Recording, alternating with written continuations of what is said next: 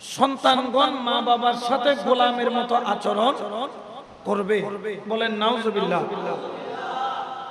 অর্থাৎ যেরকম কাজের লোক দাসী বান্দির সাথে মানুষ যেভাবে আচরণ করে ওই রকম আচরণ করা, এটা হলো কিয়ামতের আলামতের মধ্যে একটি আলামত, যেটা হরহামেশা বর্তমানে আমাদের সমাজের মধ্যে দেখা। যদিও বা আমাদের চট্টগ্রাম অঞ্চল এই দিকটা মা বাবার প্রতি এখনো যথেষ্ট খেদমত তাজিম সম্মান করে। আধুনিক সমাজ যেটা, আপনি যখন ঢাকার জমিনে যাবেন, গুলশান বনানীর মতো জায়গায় যাবেন, দেখা যায় গুলশান বনানীতে তার বাড়ি আছে, গাড়ি আছে, কিন্তু মেহেরবান মা বাবাকে রাখার জন্য এত বড় বাড়ির মধ্যে একটা কামরা নাই। এটা হলো আমাদের নৈতিক চরিত্রের অবক্ষয়। বর্তমান সময়ে আমরা ভুলে যাচ্ছি আমাদের মা বাবা আমাদের জন্য কি পরিমাণ ইহসান, দয়া, মেহেরবানি করেছেন। রাসূল পাক সাল্লাল্লাহু আলাইহি ওয়াসাল্লামকে এক সাহাবী আরজ করলেন, ইয়া রাসূলুল্লাহ, আমি যখন ছোট ছিলাম আমার পায়খানা প্রস্রাব এগুলা আমার মা পরিষ্কার করেছে। ইয়া রাসূলুল্লাহ, আমার মা যখন বৃদ্ধ হয়ে যায়, যখন অসুস্থ হয়ে যায়, জয়ীফ হয়ে যায়, ওই অবস্থায় যদি আমি আমার মায়ের খেদমত করি এবং আমিও যদি প্যারালাইসিস অবস্থায় আমার মা বাবার পায়খানা প্রস্রাব পরিষ্কার করি, আমি কি আমার মায়ের আমার বাবার হককে আদায় করতে পারবো? আমার রাসূল বলতেছেন, এটা কিয়ামত পর্যন্ত তোমার দ্বারা সম্ভব। কারণ মাতা পিতার হক কিয়ামত পর্যন্ত কোন সন্তান যদি খেদমতের উপর খেদমত করে, মা বাবার হক আদায় করা যাবে না। কারণ কি, এক নাম্বার, মা তোমাকে 10 মাস 10 দিন অথবা 9 মাস 9.5 মাস গর্ভে রেখেছে। সুবহানাল্লাহ। এই কষ্ট কোনোদিন কোন সন্তান এই কষ্ট কখনো ধারণ করতে পারবে? দ্বিতীয় নম্বর হলো, মা একটা সন্তানকে জন্ম দিতে গিয়ে যে পরিমাণ কষ্ট অনুভব করেছে, এটাকে বলা হচ্ছে কিয়ামতের সুগরা। কিয়ামত পর্যন্ত কোন সন্তান এই কষ্ট হক কিয়ামত পর্যন্ত আদায় করা সম্ভব হবে? 3 নম্বর হলো, মা তোমাকে 2 বছর বা 2.5 বছর বুকের দুধ পান করাইছেন, তুমি সারা জীবন যদি মায়ের খেদমত করো, মায়ের বুকের দুধের হক আদায় করতে পারবা? এই জন্য রাসূল করিম আরেক জায়গায় বলছেন, যেরকম আমি রাসূলের দোয়া উম্মতের জন্য কবুল, রাসূলের দোয়া উম্মতের জন্য যেমন, মা বাবার দোয়া সন্তানের জন্য তেমন। সুবহানাল্লাহ বলেন না? আচ্ছা, রাসূল দোয়া করছেন, এমন কোন দোয়া আছে যেটা কবুল হয় নাই? অর্থাৎ আমার নবী বুঝাইলেন, এই আমার উম্মত, মা বাবা তোমরা যারা পাইলা, কত বড় নিয়ামত তোমার ঘরে, কত বড় খোদার শান তোমার ঘরে। আমি নবী যেরকম দোয়া করলে উম্মতের জন্য কবুল হয়ে যায়, কোন মা বাবা যদি সন্তানের জন্য একবার মাওলার দরবারে হাত তুলে দেয়, উম্মতের ক্ষেত্রে নবীর দোয়া যেই রকম কবুল, ওই রকম মা বাবার দোয়া সন্তানের পক্ষে কবুল। সুবহানাল্লাহ। যেরকম মা বাবার দোয়া কবুল হয়, ওই রকম কিন্তু মা বাবার বদদোয়াও কবুল। এই জন্য খেয়াল রাখবেন, খেয়াল রাখবেন, কিয়ামতের ময়দানে অনেক নেককার ব্যক্তি আল্লাহর সামনে দাঁড় হবে, যাদের নেকির পাল্লা তুর পাহাড়ের চাইতেও বড়, যাদের নেকির পাল্লা উহুদ পাহাড়ের চাইতেও বড়, যার জীবনে কোনো গুনাহ নাই, সে জান্নাতে যাওয়ার জন্য তৈয়ারি হয়ে যাবে। কারণ এত নেকি, এত নেকি, এত নেকি, পাহাড় পরিমাণ নেকি। ওই পাহাড় পরিমাণ নেকির সামনে কোনো গুনাহ পাওয়া যায় না। কিন্তু দেখা গেল এক টুকরা কাগজের সমান গুনাহ এই বদির পাল্লায় সব পড়লো। আল্লাহ পাক রব্বুল আলামিন সঙ্গে সঙ্গে তাকে জান্নাতীদের কাতার থেকে বের করে জাহান্নামীদের কাতারের মধ্যে পাঠিয়ে দিবেন। ও আল্লাহ, আমার পাহাড় পরিমাণ নেকি, আল্লাহ কাগজের টুকরা পরিমাণ গুনাহ আমার বদির পাল্লায় দেখা যায়। আল্লাহ কাগজ পরিমাণ টুকরা ওই বদির পাল্লার গুনার কারণে আমি কেন জাহান্নামী? আমার আল্লাহ বলবেন, ওরে আমার বান্দা, তোমার পাহাড় পরিমাণ নেকি আছে সত্য, ওই কাগজের টুকরা পরিমাণ বদি, এটা হলো মেহেরবান মায়ের বদদুয়া। ওই বদদুয়াটা বদির পাল্লাই রাখার দেরি তোমার পাহাড় পরিমাণ নেকি কিয়ামতের ময়দানে তোমার কোনো উপকারে আসবে না। তাহলে আপনি যদি নেকির পাহাড় করেন, এইরকম মসজিদ 5টাও না 50টাও বানাই দিলে, যদি মা বাবা নারাজ হয়ে যায়, মা বাবা যদি একবার বদদুয়া দিয়ে দেয়, তাহলে আপনার দুনিয়াও শেষ, আপনার আখিরাতও।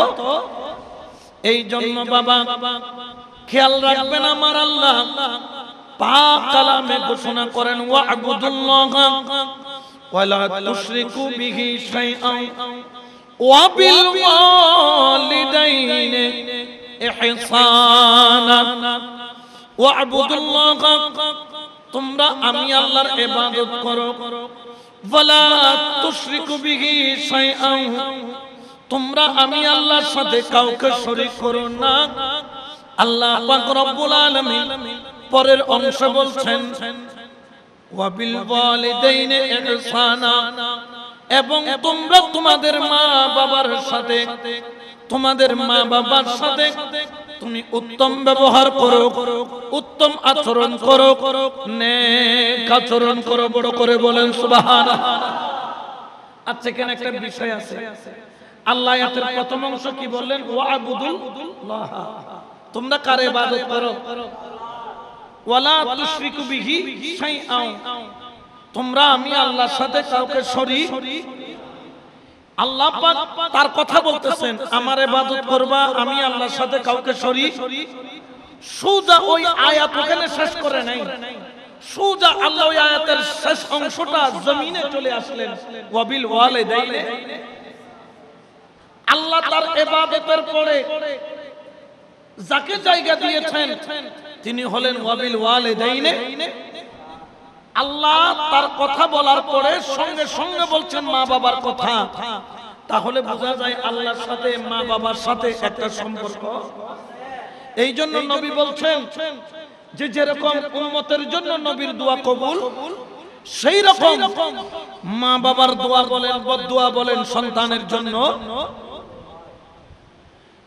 এই জন্য আমার মুসা পয়গম্বর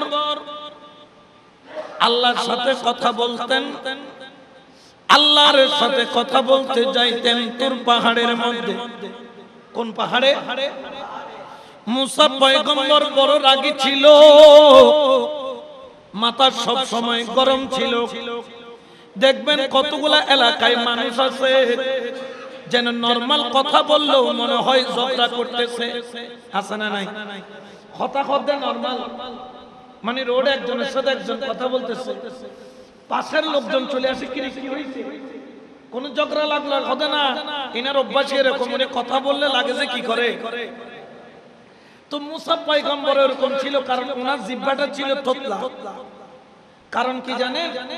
কারণ আল্লাহ পাক ওনাকে পাঠাইছেন ফেরাউনের ঘরে। যদিও বা উনি পয়গম্বর, লালন পালন হয়েছে কার ঘরে? ফেরাউনের ঘরে। এখন ফেরাউন যখন মুসা আলাইহিস সালামকে সন্দেহ করলো যে দেখি পয়গম্বর হলো তো আকলওয়ালা হয়, এক বাটির মধ্যে আগুনের কয়লা দিল, আরেক বাটির মধ্যে কেউ বলেছেন দুধ দিয়েছে, কেউ বলেছেন পানি দিয়েছে, কেউ বলেছেন ফুল দিয়েছে। কিন্তু মুসা আলাইহিস সালাম তিনি আগুনের কয়লা নিয়ে কোথায় দিয়েছিলেন? মুখে। কারণ ছোট বাচ্চারা যখন একটু আগুন দেখে এটার প্রতি আকর্ষিত বেশি হয়। আগুনের কয়লা মুখে দেওয়ার কারণে জিহ্বা কি হয়ে গেছে? পুড়ে গেছে। এর থেকে মুসা আলাইহিস সালামের জিহ্বা ছিল পোড়া। পোড়া হওয়ার কারণে উনি কথা বলতে ওনার কি হইতো? কষ্ট হইতো, যার কারণে ওনার মাথায় সবসময় কি থাকতো? রাগ থাকতো। তো মুসা পয়গম্বর আল্লাহর সামনে যখন তোর পাহাড়ে দাঁড়াইতো, কথা বলতো এমন ভাবে উচ্চ শব্দে আল্লাহর সামনে উচ্চ শব্দে কথা বলা, এটা একটা অপরাধ, এটা একটা বেয়াদবি। কিন্তু মুসা আলাইহিস সালাতু ওয়াস সালামের এই ভুলটা আল্লাহ অপরাধ হিসেবে দেখতেন না। কারণ কি জানেন? যখন মুসা আলাইহিস সালাম তিনি তার ঘর থেকে বের হতো, ওনার আম্মা জান আল্লাহর দরবারে হাত তুলে দিতেন, ওরে আমার মাওলা, ও আমার আল্লাহ, আমার মুসা, আমার কলিজার টুকরা, আল্লাহ তোমার পয়গম্বর, ও রব্বুল আলামিন, আমার মুসার কথার আওয়াজের ভলিউমটা হলো বড়। আমার মুসা যখন কথা বলে মনে হয় যেন ঝগড়া করতেছে, অর্থাৎ শাউট করে কথা বলে। আল্লাহ, আমি মা দোয়া করছি, আমার সন্তানকে তুমি ক্ষমা করে দিও। মা দোয়া করতেন, আর আল্লাহ মুসা পয়গম্বরের উচ্চ স্বরে কথা বলাটাকে অপরাধ হিসেবে গণনা করতেন না। বড় করে বলেন সুবহানাল্লাহ। যেই দিন মুসা পয়গম্বরের আম্মা জান ইন্তেকাল করলেন, ওই দিন আল্লাহ মুসাকে তুর পাহাড়ে ওঠার আগে বলতেছে, মুসা সাবধান হয়ে যাও, আজকে থেকে তুমি আর আমার দরবারে আওয়াজ করে কথা বলবা। ইয়া আল্লাহ, আমি তো এতদিন কথা বলছি, আজকে কেন বলবা না? বলে আজকে তো তোমার মা আর দুনিয়াতে নাই, তোমার জন্য দোয়া করনেওয়ালা নাই। তুমি যে বড় শব্দে কথা বলতা, আমি আল্লাহ যে তোমাকে মাফ করতাম, সেটা তোমার কারণে নয়, তোমার মায়ের কারণে। এ মুসা, সাবধান হয়ে যাও। আমি আল্লাহর দরবারে যখন হাজিরা দিবা, জুতা নিচে রেখে আসবা, খুব আদব, খুব ভদ্র, খুব নম্র, নিচু স্বরে আমি আল্লাহর সাথে আদবের সাথে কথা বলবা। কারণ তোমার দোয়া করনেওয়ালা আর দুনিয়াতে। এই জন্য যাদের মা নাই, যাদের বাবা নাই, দুনিয়ার মধ্যে আল্লাহর রহমতের দুইটা দরজা তার জন্য নাই। ওরে আল্লাহর বান্দা, নবীর উম্মত, মেহেরবান মা বাবা কত বড় নিয়ামত। তোমরা দাঁত থাকতে দাঁতের মর্যাদা দাও না। আমার রাসূল করিম খাতামুন নবীন শফিউল মুজনবিন বলেন, হযরত আবি উমামা রাদিয়াল্লাহু তাআলা থেকে রওয়ায়াত, আন্না রাজুলান ক্বাল ইয়া রাসূলুল্লাহ সাল্লাল্লাহু আলাইহি ওয়াসাল্লাম, একজন ব্যক্তি আমার নবীর দরবারে আসলেন। আমার নবীকে বললেন, মা হাক্কুল ওয়ালিদাইন আলা ওয়ালিদিহিমা, ইয়া রাসূলুল্লাহ, সন্তান মা বাবার প্রতি কি কি হক কিভাবে আদায় করবে? সন্তানের প্রতি মা বাবার কি কি হক আছে? আমার রাসূল পাক সাল্লাল্লাহু আলাইহি ওয়াসাল্লাম এক বাক্যে উত্তর দিয়ে দিলেন, ও সাহাবা শুনো, ক্বালাহুমা জান্নাতুকা ওয়া নারুকা, তোমার মা বাবা তোমার জন্য জান্নাত, আর তোমার মা বাবা তোমার জন্য জাহান্নাম। অর্থাৎ আমার নবী বুঝাইলেন, মা বাবা রাজি, আমি আল্লাহ রাজি, আমি রাসূল রাজি, আমার আল্লাহ রাজি। আর মা বাবা নারাজ, আমার রাসূল নারাজ, আমার আল্লাহ নারাজ। ঠিক কি না? আর মা বাবা রাজি হলে আল্লাহ রাজি, রাসূলও। এই জন্য জীবনে হাজার অপরাধ করেন, আপনি মাপ পাবেন আল্লাহর কাছে। ওয়াতুবু ইলাল্লাহ, আল্লাহর কাছে যখন তওবা করবেন, জামিআন করেন বা এককভাবে করেন, আল্লাহ ক্ষমা করবে। কিন্তু মা বাবার সাথে বিয়াদবি করলে আল্লাহ সেটা কখনো মাফ করবে। হযরত মালিক বিন দিনার নাম শুনেছেন? আল্লাহর একজন মহান আল্লাহ ওলি। ওনাকে ওলি শুধু আমরা সুন্নিরা মানে না, ওয়াহাবিরাও মানে। হযরত মালিক বিন দিনার রাহমাতুল্লাহ আলাইহি, উনি তার হায়াতের জিন্দেগির মধ্যে 60 বার হজ করেছে। কয়বার? 60 বার। কোন হজ? উমরা নয়। কি করেছেন? হজ। কয়বার করছে? এক হজের মধ্যে উনি যখন গেছেন, ওই হজের মধ্যে মানুষ হয়েছে খুব বেশি। এত বেশি হয়েছে মানে তৎকালীন সময়ে লক্ষের উপর কি হয়েছে। যদিও এখন প্রত্যেক বছর হজের সময় 30 লক্ষ, 25 লক্ষ, 35 লক্ষ কি হয় মানুষ হয়। তখনকার সময় তো আর এত মানুষ ছিল না। 1971 সালে ছিল মাত্র 7 কোটি, আর এখন হয়েছে 18। মাত্র কয় বছর? 50-52 বছর গেল মাত্র। আর চিন্তা করেন তো আজকে থেকে 600, 700, 800, 900 বছর আগে মানুষ কেমন ছিল। তৎকালীন সময়ে 1 লক্ষ হাজী হওয়া এটা অনেক বড় বিষয়। হযরত মালিক বিন দিনার তিনি তার হায়াতে হজ করেছেন কয়বার? 60 বার। তো তিনি বলছেন এক হজের মধ্যে লক্ষের উপর মানুষ হলো, আমার খুব খুশি লাগতেছে। সুবহানাল্লাহ বলেন। আল্লাহ আমাদেরকেও জীবনে একবার হজ করার তৌফিক দান করুন, বারবার উমরা করার তৌফিক দান করুন। দয়াল নবীর রওজা মুবারকের দিকে তাকায়া চোখের পানি ছেড়ে সালাতু সালাম দিয়ে দয়াল নবীর দরবারে হাজিরা দেওয়ার তৌফিক দান করুন। মালিক বিন দিনার লক্ষের উপর মানুষ দেখলেন। তিনি যখন মানুষ দেখলেন তার খুশি লাগলো। উনি তো আল্লাহর ওলি। ওই যে বললাম নবীদের কাছে আসে ওহী, ওলিদের কাছে আসে ইলহাম। আমার মালিক বিন দিনার রাহমাতুল্লাহ আলাইহি তিনি আল্লাহর কাছে সিজদা দিয়ে জানতে চাইলো, মাওলা এত সুন্দর পরিবেশ, ও মাওলা আজকে আমার জানতে মন চাইতেছে কার কার হজ কবুল হইল আর কার কার হজ কবুল হইল না। আমাকে একটু দয়া করে যদি আমাকে একটু মেহেরবানি করে বলেন। আল্লাহ পাক রব্বুল আলামিন মালিক বিন দিনারকে বললেন, ও মালিক বিন দিনার শোনো, আল্লাহ পাক রব্বুল আলামিন এই বছর প্রত্যেকের হজ কবুল করেছে, কিন্তু একজনের হজ কবুল করে নাই। বললেন, ইয়া আল্লাহ শুধু একজনের হজ কবুল হয় নাই? বললেন, হ্যাঁ একজনের হজ কবুল হয় নাই। বললেন, তিনি কে? বললেন, তার নাম হচ্ছে হারুন বিন বালখি রাহমাতুল্লাহ আলাইহি। উচ্চ আওয়াজে বলেন না নাউজুবিল্লাহ। আমি রাহমাতুল্লাহ আলাইহি বললাম, আবার কি বললাম? কারণ কবুল করে নাই। আল্লাহ যেন প্রত্যেকের হজ কি করে কবুল, আমিন বলেন। হজে কিন্তু যারা যায় সবার হজ কিন্তু কবুল হয় না, তবে আল্লাহ সবারটা কবুল করেন। এখানে আল্লাহ দেখেন মাঝে মধ্যে কোন আল্লাহওয়ালা থাকলে অনেক সময় এমন গেছে যে কারো হজ কবুল হয় না, হয়েছে কয়জনে? ওই একজনের উসিলায় সবার হজ কি হয়ে গেছে। এখন মালিক বিন দিনার বললেন, আল্লাহ উনি কে? আল্লাহ পাক বললেন, ওনার নাম হলো হারুন বিন বালখি। বলখ নগরের হারুন নামের একজন ব্যক্তি। হযরত মালিক বিন দিনার তিনি মনে মনে ভাবলেন, সবার হজ কবুল হলো, একজন ব্যক্তির হজ কবুল হইল না। আমি একটু তাকে দেখব কে সেই ব্যক্তি।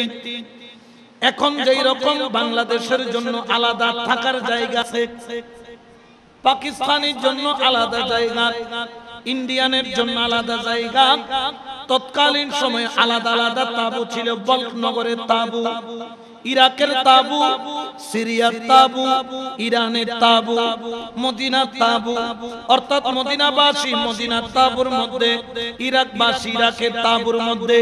যেরকম বর্তমানে সাইডবাক আছে, এই জায়গাটার মধ্যে তাবুর মধ্যে থাকবে যারা বাঙালি তারা। হযরত মালিক বিন দিনার তিনি সোজা যাইয়া বল্কনগরের তাবুর কিনারায় গেলেন। যাইয়া সেখানে বল্কনগরের যারা হাজী এসেছে তাদেরকে ডাক দিয়া বললেন, ও বল্কনগরের হাজী, শোনো শোনো শোনো শোনো, আমি মালিক বিন দিনার, আমি তোমাদের এখানে আসলাম। আমি জানতে চাই তোমাদের এখানে হযরত হারুন বিন বলখি রাহমাতুল্লাহ আলাইহি, হারুন বিন বলখিকে বলো। সঙ্গে সঙ্গে জিজ্ঞেস করার দেরি সবাই এক বাক্যে বলে উঠলেন, তিনি তো আল্লাহর একজন মস্ত বড় ওলি। সুবহানাল্লাহ বলেন, তিনি তো আল্লাহর একজন ওলি। আপনি হারুন বিন বলখিকে খুঁজতেছেন? আমাকে চট্টগ্রামে অনেকে চিনে। আমি মাহফিলে যখন যাই মাঝে মধ্যে রোডে বের হলে সালাম দেই, হুজুর আসসালামু আলাইকুম। তো বুঝতে পারলাম যে নিশ্চয়ই তিনি আমাকে, কিন্তু সবাই আমাকে চিনে না। কারণ কি? সবার সাথে আমার পরিচয়। কিন্তু ওই তাবুর মধ্যে মালিক বিন দিনার গিয়ে দেখলেন বল্কনগরের যতগুলো মানুষ আছে সবাই ওনাকে চিনে। মানে এত মশহুর। যেমন আমানত শাহর মাজার বললে সবাই, শুধু মুসলমান না হিন্দুরাও চিনে। যদি বলেন যে মহসেন আউলিয়ার মাজার, চিনে না? মাইজবান্ডার দরবার, চিনে না? এখন তাবুর মধ্যে সবাই চিনে হারুন বিন বলখি। বললেন তিনি কই? বললেন হুজুর তিনি তো আমাদের তাবুর মধ্যে নাই, তিনি মানুষের সাথে কম মিশে। বলে কোথায়? বলে আপনি তাবু থেকে আধা কিলোমিটার দূরে ওইখানে ওই পাহাড়ের চূড়ায় জোপের ভিতরে দেখবেন নামাজ পড়তেছে। সুবহানাল্লাহ। হযরত হারুন বিন বলখির দিদারের জন্য হযরত মালিক বিন দিনার রওনা দিলেন। পাহাড়ের উপর যখন গেল, যাইয়া দেখে হারুন বিন বলখি তিনি নফল নামাজ শেষ করে সালাম ফিরাইলো, আসসালামু আলাইকুম ওয়া রাহমাতুল্লাহ, আসসালামু আলাইকুম ওয়া রাহমাতুল্লাহ।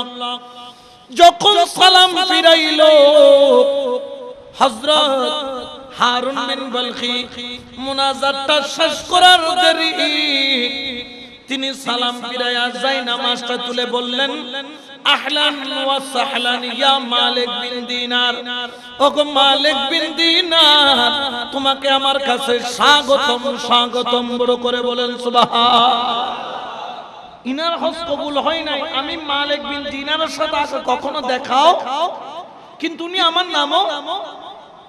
এখন মালিক বিন দিনার চিন্তায় পড়ে গেলেন, ইনার হজ কবুল হয় নাই, উনাকে সবাই ওলি হিসেবে মানে, ইনি আমার নামও জানে। আসলেন, মুসাফা করলেন, কোলাকুলি করলেন। হযরত মালিক বিন দিনার উনার দিকে তাকিয়ে রইলেন। ওই মুহূর্তে হযরত হারুন বিন বলখি রাহমাতুল্লাহ আলাইহি বললেন, ওগো মালিক বিন দিনার, নিশ্চয় আপনি আমাকে বলতে এসেছেন আল্লাহ আমার হজটাকে কবুল করে নাই। এখন মালিক বিন দিনার আরো টেনশন, ওমা ইনার হজ কবুল করে নাই, কিন্তু ইনিও জানে আমি বলার আগে। বললেন আপনি জানলেন কিভাবে? বললেন আপনি আসার আগে আমার আল্লাহ আমাকে জানাইছেন আমি মালিক বিন দিনারকে পাঠাচ্ছি তোমার হজ। তো ওনার সাথে আল্লাহ কথা বলে আবার হজ কেন কবুল হবে না? তো মালিক বিন দিনার রাহমাতুল্লাহ আলাইহি তিনি দেখলেন হযরত হারুন বলখির ডান হাত কাটা, শুধু কাপড়ের জুব্বা দেখা যায়, হাত দেখা। হযরত মালিক বিন দিনার কোনো কথা বললেন না, জিজ্ঞাসা করলেন না হজ যে কবুল হইল না, কেন কবুল হইল না। শুধু বললেন, ওগো হারুন বিন বলখি তোমার ডান হাতটা কেন নাই? ওরে হযরত হারুন বিন বলখি চোখের পানি জোর জোরে আসে, দুই চোখের পানি আর বন্ধ হয় না। হারুন বিন বালখি বলেন, মালিক বিন দিনার, তুমি প্রশ্ন না করলেও আমি জানি তোমার অন্তরে কি চলে। ওরে মালিক বিন দিনার, তুমি মনে মনে বলছো আমার সাথে আল্লাহর সাথে এত কানেকশন, আমার হজ কেন কবুল হইল না? তুমি কি জানো আমার এই হাতটা কেন নাই? বললেন, আমি তো জানি না। হারুন বিন বালখি বলেন, ও মালিক বিন দিনার, শোনো, আমি যখন যুবক ছিলাম, আমি শরাবী ছিলাম, আমি জুয়াটি ছিলাম, আমি নেশা করতাম, রমজান মাসে দিনের বেলায় মদ পান করতাম, সারাদিন মদের উপর চলতাম। আমি যখন যুবক, আমি একাধারে মদের উপর জীবন চালাইতাম। মদ না খাইলে আমার হুঁশ আসতো না, অর্থাৎ মানুষ মদ খাইলে বেহুশ হয়, আর আমি মদ খাইলে হুঁশে আসতাম, অর্থাৎ মদের উপর এইভাবে আমি ডুবে থাকতাম। ওরে মালিক বিন দিনার, জানো একদিন রমজান মাস, এখনো মাগরিবের আযান দেয় নাই, ইফতারের সময় হয় নাই। ইফতারের সময় হওয়ার আগে আমি ঘরের মধ্যে এসে আমি দেখছি হান্ডি পাতিলগুলো নাড়াচাড়া করলাম। মাকে বললাম, মা গো, কি খাবার আছে আমাকে দাও। আমার মা লজ্জায় লজ্জায় ভরে যায়। তুমি যুবক একটা ছেলে, নেশার মধ্যে থাকো, অন্তত শরম করো। আমি মা তো রোজাদার, তুমি দিনের বেলায় তুমি যে খাবার চাইতেছ, তোমার কি লজ্জা নাই? এই বলার দেরি, নেশার মাতাল অবস্থায় মায়ের উপর রাগান্বিত হয়ে মাকে এত জোরে একটা থাপ্পড় মারলো ডান হাতে। মা সোজা ঘুইরা, তৎকালীন সময় আমাদের যেগুলো চুলা বলা হয়, আরবের লোকেরা তো যারা বলনগরে বসবাস করে তারা খায় রুটি, রুটির জন্য বড় একটা তুন্দুল ছিল। মেহেরবান মা ওই থাপ্পড় খাওয়ার দেরি সোজা যাইয়া তুন্দুলের মধ্যে পড়ে গেল। সঙ্গে সঙ্গে সন্তান সেখান থেকে রুমের মধ্যে যাইয়া বেহুশের মতো ঘুমের মধ্যে পড়ে গেল। অর্থাৎ মা যে তুন্দুলের মধ্যে পড়ে গেল, মায়ের দিকে কোনো খবর নাই, বেহুশ হইয়া ঘুমের মধ্যে চলে গেল। কারণ নেশার মধ্যে ছিল। মানুষজন সব তুন্দুল থেকে যখন তুলল, জ্বলন্ত মা দেখা গেল দরফর দরফর দরফর দরফর করতে করতে কাটা মুরগির মতো জমিনের মধ্যে তড়প তড়প করতে করতে আধা ঘন্টার মধ্যে মেহেরবান মা ইন্তেকাল করলেন। ইন্না লিল্লাহি ওয়া ইন্না ইলাইহি রাজিউন। মাকে থাপ্পড় মারছে, আর ওই মা গরম তন্দুলির মধ্যে রুটি বানাচ্ছে, ওইখানে গিয়ে পড়ছে। মা আগুনে জ্বলে সারা শরীর পুড়ে। মাকে যখন তুললো, মা আধা ঘন্টা মতো জীবিত ছিল, এরপরে ইন্তেকাল করলো। কিন্তু মা জীবিত থাকা অবস্থায় এলাকার মানুষকে ওয়াদা করেছে, ওয়াদা করো আমার সন্তানকে আমার মরা মুখার দেখাবা না। তোমরা আমি মারা গেলে আমাকে জানাজা দিবা, কিন্তু আমার সন্তান যেন আমার জানাজা। অর্থাৎ মা সন্তানকে এটা দোয়া করে নাই, বদদুয়া করেছে। এটার নাম কি? মুখে বলতে হয় না বদদুয়া করেছি। মা যদি অন্তরে কষ্ট পায়, এটাই যথেষ্ট। যারা যুবক মাকে কষ্ট দিচ্ছ, যারা মায়ের মনে আঘাত দিচ্ছ, সতর্ক হয়ে যাও, তোমার জীবন বরবাদ হয়ে যাবে। যত ওলি আল্লাহ পাবা, প্রত্যেক ওলি আল্লাহর দেখবা পিছনে, ওলি হওয়ার পিছনে মায়ের দোয়া আছে।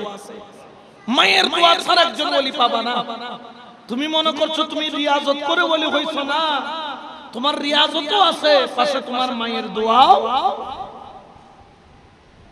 এই জন্য শায়ের বলেন, আপনি মা বাপ কা তো দিল না দুখা, দিল না দুখা, अपने माँ बाप का तो दिल न दुखागा, दिल न दुखा, अपने जन्नत को खुदा के लिए दो ज़ख्म न बना, अपने जन्नत को खुदा के लिए दो ज़ख्म न बना, अपने माँ बाप का तो दिल न दुखा, दिल न दुखा। सलातुन या रसूल अल्लाह।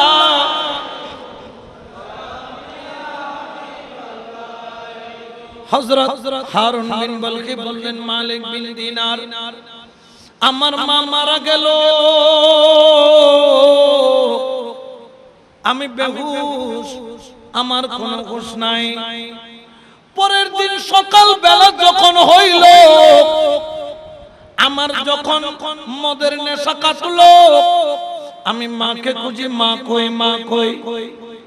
আমি যাইয়া দেখি আমার মা ঘরের মধ্যে নাই।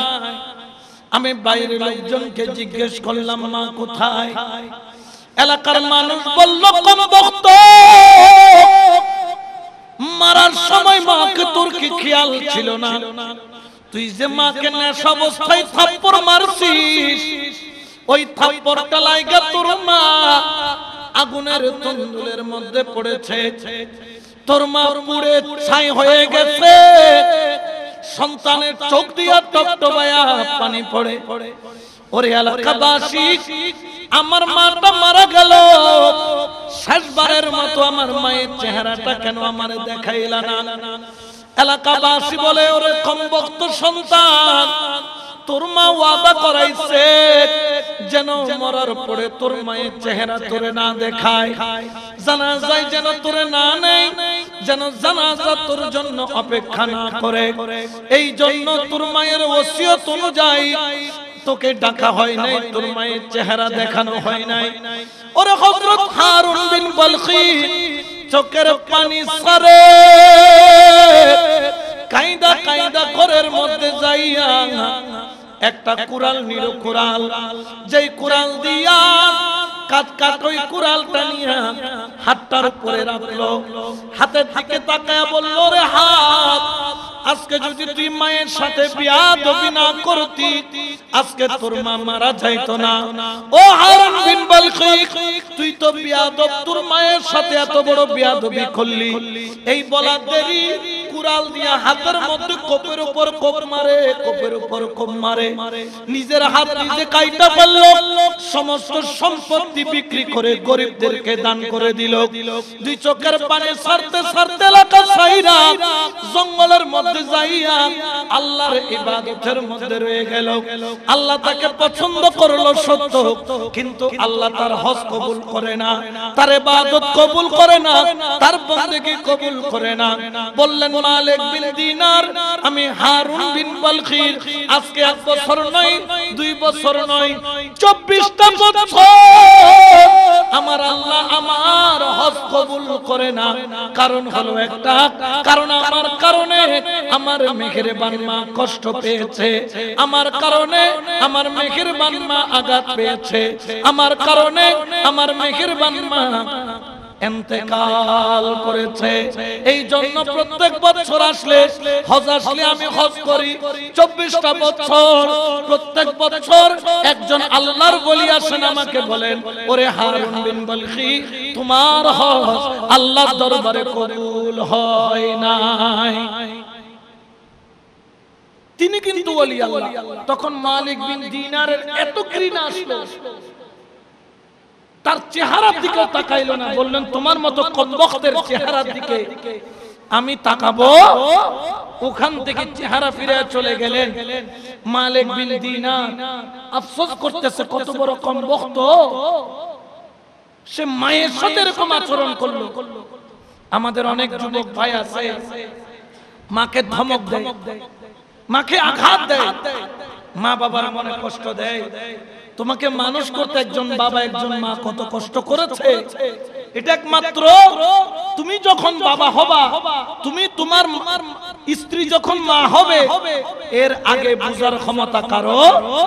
আমারও ঘরে সন্তান আছে, আমি কিন্তু ছাত্র অবস্থায় খুবই একটু ইয়া ছিলাম, মানে আপনার আধুনিক ছেলে বলে না, অর্থাৎ একটু কাপড়ে চোপড়ে। আমি যখন দাখিল পরীক্ষা দিই, আমি তখন নিজের গাড়ি নিজে চালাই, অর্থাৎ কার ব্যবহার করি।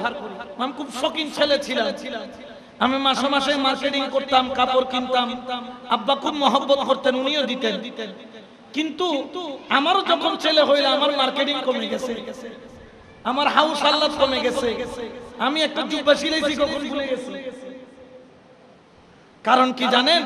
কারণ নিজের জন্য কিনার আগে ছেলে মেয়ের কথা মনে করে। আমার তো দরকার নাই, আমার বাচ্চা আছে, আমি ওর জন্য কিনবো। একটা ছেলেকে একটা মেয়েকে মানুষ করতে মা বাবা কত কষ্ট করে। আজকালকার যুবতী মেয়েরা যখন যুবতী হয় আরেক যুবকের হাত ধরে ঘর থেকে চলে যায়, মা বাবার দিকে খেয়াল। আফসোস করে যুবক, তুমি যে মার মন ভাঙো নাই, তুমি আল্লাহর আরশ ভাঙছো। এর থেকে তুমি যদি 10টা মসজিদ হাতুড়ি দিয়ে মেরে ভেঙে ফেলো, আল্লাহর কাছে তওবা করলে মাপ পাবা। এই মসজিদ বাইতুল জামে মসজিদ তুমি এসে হাতুড়ি দিয়ে মেরে ভেঙে ফেলছো, কিন্তু আল্লাহ মাফ করলে কেউ তোমাকে জাহান্নামে দিতে পারবে? আল্লাহ পাক মাফ করে দিতে পারেন, কিন্তু মায়ের মন ভাঙার দেরি, মায়ের মনে কষ্ট পাওয়ার দেরি, মা উফ শব্দটা মুখ থেকে নয় মন থেকে বলার দেরি, তোমার দুনিয়াও শেষ, তোমার আখিরাতও। আমার কথাগুলা অনেকের কষ্ট লাগতে পারে, কিন্তু ভাই এখান থেকে ঘরে যাব তার কোনো গ্যারান্টি। মা যারা আজকে ঘরে যাইয়া কদমটা বুকের সাথে লাগাইয়া, ও মা আমি কম বক্ত, আমি বুঝি নাই আল্লাহ কেন তোমার কদমের নিচে আমার জান্নাত দিল, আমি বুঝি নাই মা। কারণ আমি আমার মায়ের একদিন, আল্লাহ যেহেতু বলছেন, রাসূল বলছেন মায়ের কদমের নিচে জান্নাত, আমি আমার আম্মা জানের কদমটা আমি যখন দেখতে গেলাম, দেখি আমার আম্মা জানের কদমের মধ্যে এরকম কাদা ময়লা, সারাদিন হাঁস আছে মুরগি আছে, পাকঘরে যায় ময়লা লেগে আছে এতটুকু। আমি আল্লাহকে বললাম, আল্লাহ মায়ের কাছে তো জান্নাতটা পায়ের ধুলির সমান, পায়ের কি ধুলি যেমন, মায়ের পায়ের ধুলি কি আপনি কি ব্যবহার করেন? কিন্তু মায়ের পায়ের ধুলি জান্নাতের চাইতেও দামি। এই জন্য মায়ের মাথার উপর জান্নাত বলে নাই, মায়ের বুকে জান্নাত বলে নাই, মায়ের হাতের তালুতে বলে নাই, বলছে কোথায়? পায়ের তালু। সুবহানাল্লাহ বলেন না। ওরে যুবক জানো, আমার মালিক বিন দিনার ঘরে যাই আফসোস করলেন, রাত্রে ঘুমাইলেন, স্বপ্ন যোগে যিনি আইসা হাজির হলো তিনি হলেন আমার দয়াল নবী রাহমাতুল লিল আলামিন। সুবহানাল্লাহ বলেন না। ডাক দিলাম, মালিক বিন দিনার তুমি আমার ওই ওলিকে কেন ঘৃণা করলা? বললেন, ইয়া রাসূলুল্লাহ তো বড় কম বক্ত, মায়ের সাথে বেয়াদবি করেছে, তার তো সব বরবাদ। আমি জানি আমি জানি আমি জানি তার 24 বছর কেন, সে যদি 24 লক্ষ বছর বেঁচে থাকে তার কোন হজ ইবাদত আল্লাহ কবুল করবে না। এত বড় কম বক্ত, আমি এই জন্য তাকে ঘৃণা করেছি। আমার দয়াল নবীর চোখ দিয়া পানি পড়ে। আমার নবী বললেন, জানো মালিক বিন দিনার সে কিন্তু জান্নাতে যাবে। ইয়া রাসূলুল্লাহ কেমনে? বলে, জানো যখন ওই আমার ওই আশিক যখন কিয়ামতের ময়দানে দাঁড়াবে, হারুন বিন বালখি তার মায়ের সাথে বেয়াদবি করার কারণে আল্লাহ তাকে জাহান্নামে ঘোষণা করবেন। হারুন বিন বালখি তুমি ইবাদত কম করো নাই, তুমি রিয়াজত কম করো নাই, তুমি দান সদকা কম করো নাই, হজ কম করো নাই, সারা জীবন তুমি মাকে তো পাও নাই, ক্ষমা তো চাওয়ার সুযোগ তোমার হয় নাই, কিন্তু মাকে কষ্ট দিয়েছো, তোমার ইবাদত বندگی কাজে আসবে না, তুমি জাহান্নামে যাও। মাও নাকি সামনে দাঁড়ায়া থাকবে, হারুন বিন বালখিকে জাহান্নামের ফেরেশতারা টানতে টানতে নিবে। যখন শিকল দিয়া বাইদা টানতে টানতে জাহান্নামের দিকে যখন নিয়ে যাবে, সন্তান নাকি বারবার পিছনে তাকাইয়া মায়ের দিকে তাকাবে। সুবহানাল্লাহ বলেন। মেঘের বান মায়ের দিকে তাকাইয়া চোখের পানি ছাইরা, জানো জানো জানো মালিক বিন দিনার হারুন বিন বালখিকে যখন জাহান্নামে ফেলা হবে, বারবার পিছনে তাকায়া মায়ের দিকে তাকাবে। ওই মুহূর্তে ওই মেঘের বান মা আল্লাহর কুদরতি কুরসির পায়া ধরে হাউমাউ করে কান্না করে দিবে। বড় করে বলেন সুবহানাল্লাহ। আল্লাহর কুরসি পায়া ধরে কাঁদবে, দুই চোখের পানি ছাড়বে, আল্লাহর কুরসির পায়া ধরে কাঁদবে। আল্লাহ বলবেন, মাগো তুমি কেন কান্না করো, বন্দিনী কেন কান্না করো? আল্লাহ, আমি সন্তানকে তো 10 মাস গর্ভে ধরছি, ও আল্লাহ আমার বুকের দুধ পান করাইছি, আল্লাহ মাসের শীতের মধ্যে আমার সন্তান ডেলি 2 বার 3 বার করে বিছনায় প্রস্রাব করত, ভিজা জায়গায় আমি মা ঘুমাইছি আর বুকের মধ্যে সন্তানটারে রেখে লালন পালন করছি। আল্লাহ তোমার কুরসির পায়া ধরে আমি মা চোখের পানি ছাড়ছি। আমার সন্তান নেশাগ্রস্ত ছিল, না বুঝা আমারে থাপ্পড় মারছে। ও আল্লাহ, আমি মা আমার সন্তানটারে তোমার রহমানুর রহিম নামের দিকে তাকাইয়া, রহমতুল লিল আলামিনের দিকে তাকাইয়া, তোমার নামের উসিলায়, তোমার বন্ধুর উসিলায়, ও আল্লাহ তোমার বন্ধুর ইজ্জতের দিকে তাকাইয়া আমি আমার সন্তান হারুন বিন বালখিকে আল্লাহ আমি মাফ করে দিলাম। আল্লাহ ডাক দিবেন মালিক বিন দিনার। রাসূল বলতেছেন মালিক বিন দিনার, জানো এই গোপন কথা আমি কাউকে বলি নাই, তোমাকে বলতেছি, কারণ তুমি তাকে মন থেকে ঘৃণা করেছো। তাকে ঘৃণা করিও না, কালকে যাইয়া তাকে জানাইয়া দিও কিয়ামতের ময়দানে তার মা তাকে কি করে দিবে? মাফ করে দিবে। সুবহানাল্লাহ বলেন না? আর যদি মাফ না করে দুনিয়াও শেষ, আখিরাতও শেষ। আল্লাহর একজন, আপনারা হয়তোবা যারা আলেম তারা চিনবেন, একজন বড় আল্লাহ ওয়ালা আলেম আল্লামা জামাখশরী, নাম শুনেছেন? আল্লামা জামাখশরী রাহমাতুল্লাহ আলাইহি ছোটবেলায় এরকম ছোট ছিল, এখনকার তো অনেক খেলনা আছে। তিনি একটা পাখি ধরছিলেন, পাখি আমরা মাঝে মধ্যে বকটক ধরি না, ময়না পাখি ধরি না, ধরে পায়ের মধ্যে কি বেঁধে দিই, রশি বেঁধে ওই পাখিটাকে রশি বেঁধে ছেড়ে দিই, উড়লে আবার কি মারি। আল্লামা জামাখশরী রাহমাতুল্লাহ আলাইহি এরকম রশি দিয়ে একটা পাখির পা বেঁধে খেলতেছেন, আর যখন খেলতেছে হঠাৎ করে পাখিটা উড়ে একটা গাছের ডাল ধরছে, এমন ভাবে ধরছে পাখিটা যেন রশি ছিঁড়ে চলে যাবে। আল্লামা জামাখশরী জোরে টান দিলেন, সঙ্গে সঙ্গে পাখিটার একটা পা ছিঁড়ে চলে আসছে। তো মা বলছিলেন, আহা সন্তান, পাখির পাটা তুই ছিঁড়ে ফেললি, যেই দিন তোর পা ছিঁড়বে সেই দিন তুই বুঝবি কেমন। শুধু এটা বলেছে, শুধু মুখে দিয়ে এটা বলেছে, যেই দিন তোর পা ছিঁড়বে ওই দিন তুই বুঝবি। আল্লামা জামাখশরী রাহমাতুল্লাহ আলাইহি মায়ের ইন্তেকালের পরে ওনার এমন একটা রোগ হয়েছে, ওনার পাটা কি করা লাগছে, কেটে ফেলা লাগছে। তখন মানুষ বলতেন, হ্যাঁ হুজুর আপনার কত কষ্ট হচ্ছে, কথা বলিও না, এটা আমার মা আমাকে বলেছিলেন যেই দিন তোর পা ছিঁড়বে সেই দিন বুঝতে পারবি। এটা বদদুয়া দিয়ে বলে, শুধু মুখে উচ্চারণ করেছে, বদদুয়া দিয়ে নয়, শুধু মুখে বলেছে যেই দিন ভূত ফাকির ফাসিরি বেলে ইউজে, যেদিন তুরকান ছিঁড়বে দিনে তুই বুঝিবি। আমার মায়ের দোয়া কবুল হয়ে গেছে। সুবহানাল্লাহ বলেন। হাজিরানে মুসলিম, মা বাবা যাদের ঘরে আছে, আজকে থেকে ঘরে যাইয়া জীবনে কখনো তুমি তোমার বউ চলে গেলে বউ পাবে, কিন্তু মা চলে গেলে আর মা।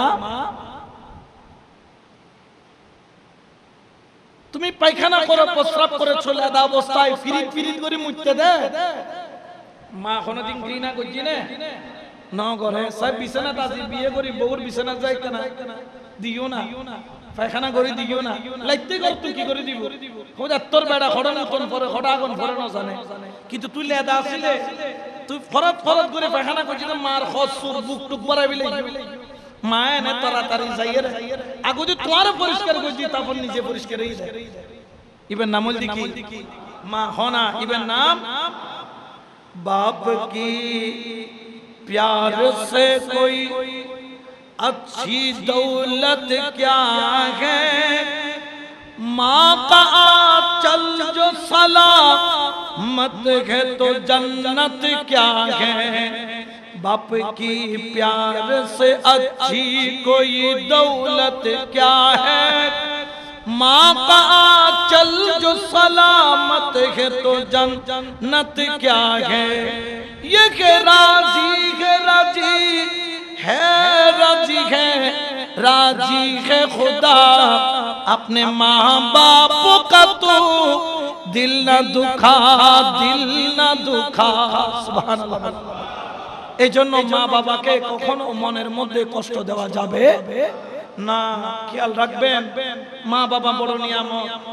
এই জন্য আল্লাহ বলছেন ওয়াবুদুল্লাহ ওয়ালা তুশরিকু বিহি শাইআন ওয়া বিল ওয়ালিদাইনি ইহসানা।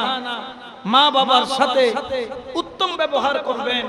কোন সন্তান যেন এলাকায় না হয় যে এলাকার কোন মা যেন কোনদিন হুজুরকে না বলে, ইমামকে না বলে, এলাকার মাতব্বরকে না বলে, সরদারকে না বলে, এলাকার কোন মানুষকে না বলে যে আমার ছেলে আমাকে দেখে না, আমার ছেলে আমাকে পালে না। এই জন্য সন্তানকে ইসলামী জ্ঞান দিবেন। যত বড় ইংরেজি শিক্ষিত বানাইও তত বড় বিয়াদব বানাইও। ইসলামী জ্ঞান, অনেক ইংরেজি শিক্ষিত আছে ভালো ইসলামী জ্ঞান রাখে। ছেলেকে মক্তব কেন পাঠাবেন? ছেলেকে কোরআন হাদিসের তালিম কেন দিবেন? কারণ যদি ইংরেজি পড়াইছেন, ছেলে লন্ডন চলে গেছে, আপনাকে দেখবে কে? এনে এড়ে বাংলাদেশের মধ্যে খদুন বৃদ্ধাশ্রম নেনি ফোন দিয়ে হদান বাবা ওরে ভর্তি করাই দাও, মা ওরে ভর্তি করাই দাও। কিয়া হদাই লন্ডন তোর মা বাবা সাহেবের টাইপ নাই। আমার ছেলে আমেরিকায়, আমার ছেলে লন্ডনে। ইন্ডিয়ার মধ্যে একটা ঘটনা ঘটছে, ছেলে মেয়ে সব লন্ডনে, মা একা থাকে। মা মরে 6 মাস হয়ে গেছে। যে বিছানার মধ্যে মারা গেছে হাড্ডি বাঁধার কিছু। 6 মাস পরে মেয়ে বিদেশ থেকে এসে যখন 6 মাস পরে সিধা মানে এতদিন মা কেমন আছে এই খোঁজ খবরটাও আইসা যখন দরজা খুলে না, দরজা ভাঙে ঢুকছে, দেখে যে মায়ের শরীরের যত গোস্ত মাংস আছে এগুলো সব গলে পচে বিছনার মধ্যে নাই, শুধু কঙ্কাল আছে আর উপরে যে কাপড়টা পড়ছে ওই কাপড়টা আছে। তাহলে ওই সন্তান দিয়ে কি হবে যদি বৃদ্ধ বয়স আপনার সন্তান আপনাকে দেখাশোনা না করে? আর তুমিও সন্তান হয়ে লাভটা কি যদি বৃদ্ধ বয়সে তোমার মা বাবার খেদমত তুমি করতে না পারো? এই জন্য যুবকদেরকে বলবো মা বাবার খেদমত করার নিয়ত অন্তরে করে নাও। আল্লাহ আমাকে যতদিন বাঁচায় রাখছে, তুমি জানো মা এবং বাবা আল্লাহর একটা সিফতি গুণের অধিকারী আছে। আল্লাহ যেরকম তার বান্দার কষ্ট সহ্য করতে পারে না, মা বাবাও তার সন্তানের কষ্ট, এটা আল্লাহর একটা সিফতি গুণ মাকে দিবেন। এই জন্য মেহেরবান মা বাবার সাথে কোন অবস্থায় কোন যুবক এলাকার কোন, আমার আওয়াজটা আমার মা বোনেরাও শুনতেছে, আমার যুবতী বোনদেরকে বলবো মাত্র আপনারা 15 বছর, 16 বছর, 17 বছর, 18 বছর বয়স আপনি করছেন, আপনার একটু মন চায় একটু পরপুরুষের সাথে কথা বলতে, কিন্তু খেয়াল রাখবেন আপনি মাত্র 17-18 বছর আপনি পৌঁছছেন। যুবক ভাইদেরকে বলছি তুমি মাত্র 17-18 বছরে পৌঁছছো, তোমার মন চাইতেছে একটু মেয়ের সাথে কথা বলতে, তুমি দুনিয়ার ফাঁদে পড়ে জীবন যৌবনকে তুমি নষ্ট করে ফেলতেছো। খেয়াল রাখবা তোমার মা বাবার মনে যদি কিঞ্চিত পরিমাণ কষ্ট আসে, ওই সংসারের মধ্যে কোনোদিন শান্তি আসবে? টাকা থাকবে, পয়সা থাকবে, কিন্তু শান্তি থাকবে না। যুবকদেরকে এলান করব, আজকের আলোচনা থেকে শিক্ষা নিবা। তো আমি অনুরোধ করব যে যারা মা বাবাকে অন্তর থেকে ভালোবাসেন, জিদ্দা থাকলে আজকে গিয়ে মার কদমটা বুকের সাথে বাজাবেন, কদমে একটা চুমা দিবেন। শিরিক হবে না, বেদাত হবে না, এটা সুন্নাত।